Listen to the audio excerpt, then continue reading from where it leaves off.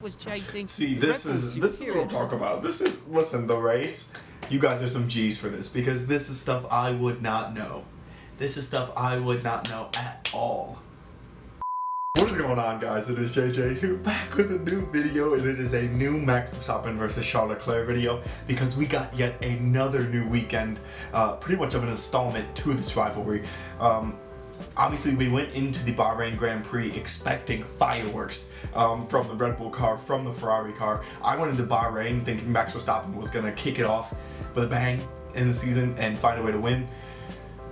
Immediately in qualifying, you could see the Ferraris were clear of the field. Charles Leclerc found a way to pretty much lead from the beginning of Bahrain and stayed that way.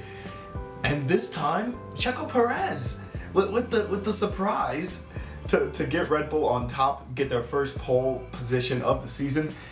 But we all knew Max Verstappen was going to come into play, immediately passing up Carlos Sainz in the beginning of the Saudi Arabia Grand Prix.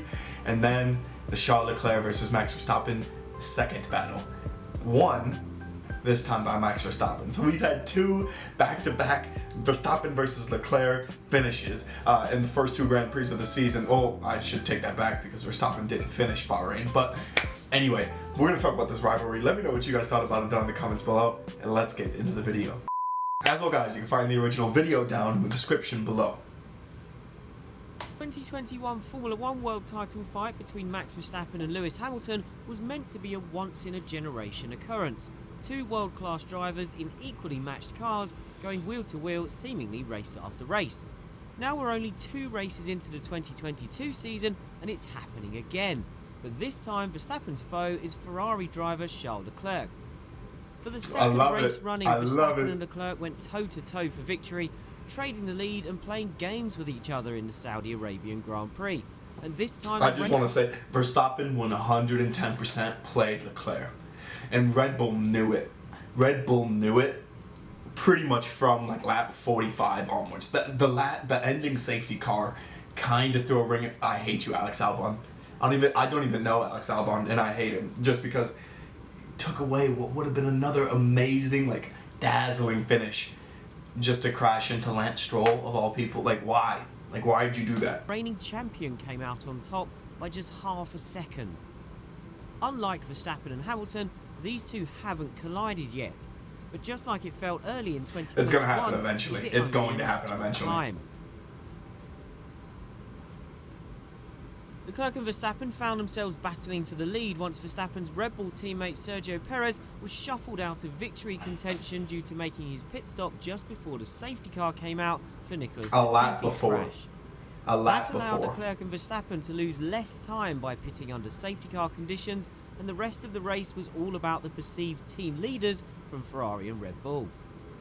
The race came alive inside the final 10 laps, when Verstappen, who was happier on the hard tyres both drivers had for the second stint, finally got close enough to put real pressure on Leclerc for the lead after a virtual safety car period.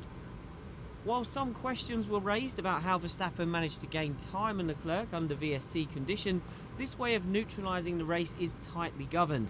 If Verstappen did make up time, then it was because he did a better job of getting as close as possible to the delta time the drivers have to stick to under the virtual safety car. When racing resumed, what followed was a fascinating game. I didn't even know virtual safety car was a thing. Centered around the DRS detection point just before the final corner. On lap 42, when Verstappen first attacked, Leclerc repeated his trick from Bahrain a week earlier, letting the Red Bull pass him for the lead, then re-passing him with DRS on the next straight. Next time, Verstappen was wise to it. He braked before the DRS line, but Leclerc had slowed down so much that they both locked up in a bid to be behind at the crucial moment. I think Leclerc gave up his big brain like game plans too early. Like I think he was so excited to say that in the interview that he was happy to slow down to let Max take the lead. That now Max is wise to it. And unless there's a third car joining them, they're going to keep doing it to each other. Then it was third time lucky for Verstappen. He was much more careful on the approach, even closing his DRS on the run to the final corner so he didn't end up alongside Leclerc. Leclerc also wasn't as aggressive in trying to drop behind the Red Bull, and this time Verstappen had him set up. The battle wasn't over though. Leclerc got back into range to attack at the start of the penultimate lap, but a yellow flag at the first corner following a collision between Alex Albon and Lance Stroll meant the DRS zone of the main straight was disabled. Effectively, that moment sealed the race for Verstappen. Leclerc tried to mount another challenge on the final lap, but it was too little too late. Verstappen and Leclerc have now had two stunning wheel-to-wheel battles for the lead this season, and they've come out on top once each. Their cars seem very evenly matched, with the main difference in Saudi Arabia being downforce levels. Ferrari's higher downforce made it quicker through the corners, but Verstappen's lower downforce Red Bull was faster down the straights. The power of the DRS on the 2022 cars, plus the way three zones were placed in close proximity on the track to set up action between the final corner and turn 1, meant that when Verstappen was chasing, he could make up for his deficit in the corners with the help of DRS. But when Leclerc was chasing, see, this is what I'm talking about. Listen, the race, you guys are some G's for this, because this is stuff I would not know. This is stuff I would not know at all. But I love that I know it now. I love that I know it now. Top speed made it harder to catch and pass in the DRS zones. This is a battle that's tantalisingly poised for the rest of the season. So far, the way this rivalry is being handled is perfectly cordial. The drivers are patting each other on the back. Both teams say they are relishing the fight, while also being keen to point out how great the other team's car is, of course. But this is race 2 of 23. They all count for the same number of points, but the tension always increases the further we get into a championship battle. Verstappen's been here before, of course, and it was perhaps telling how animated he became on the radio when he was chasing Leclerc.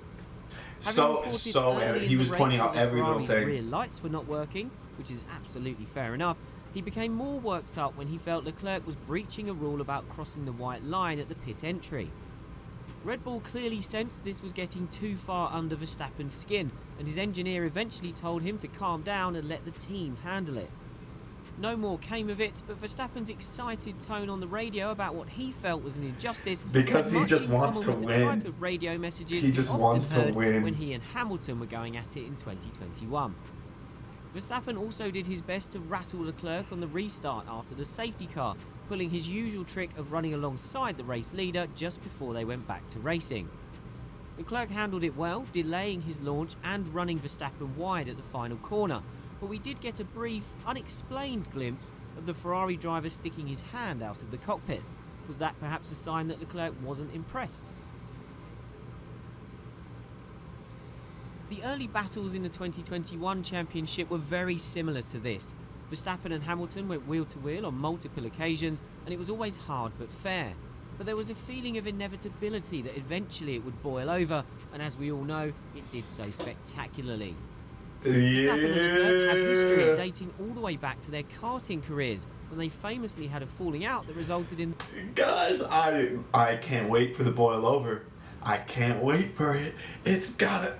When it does happen, I'm calling you right now, when these two finally, hopefully it's a safe one, when these two finally crash into each other, I hope it is Carlos Sainz that is the one that gets to take over. Like him versus Checo for a race-winning title. Would be sick. They both deserve it. Disqualified from a race. We've also seen them do battle in F1 back in 2019. Verstappen memorably put a tough pass on Leclerc to win the Austrian Grand Prix. Then there was an absolutely epic fight in the British Grand Prix that featured plenty of wheel banging. And they collided at the start of the Japanese Grand Prix, which resulted in Leclerc getting a penalty and Verstappen having to retire from that race with damage. So it's fair to say these two have previous. It's just been on hiatus for a couple of years while Leclerc was driving cars that weren't up to the job. Leclerc is just as tough a racer as Verstappen and Hamilton, and as the stakes increase through this season, he won't back down. With so many races to come and such evenly matched cars, these two are bound to find themselves on track together time and time again this season. So far, Verstappen and Leclerc have fought closely and cleanly in both races this year, and the new rules for 2022 have played their part in facilitating these great back-and-forth battles. Gotta give it to them. F1 had a vision in mind. The key difference could lie with this rivalry.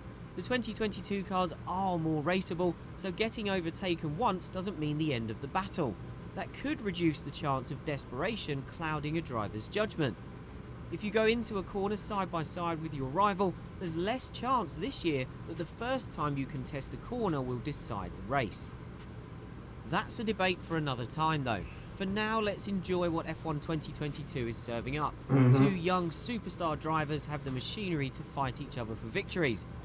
I remember when first getting into the sport, people just talked about Charles Leclerc being a driver for the future, and how Ferrari was sort of like a team for the future, and Verstappen was the now. He was the face to get ready to take over from Lewis.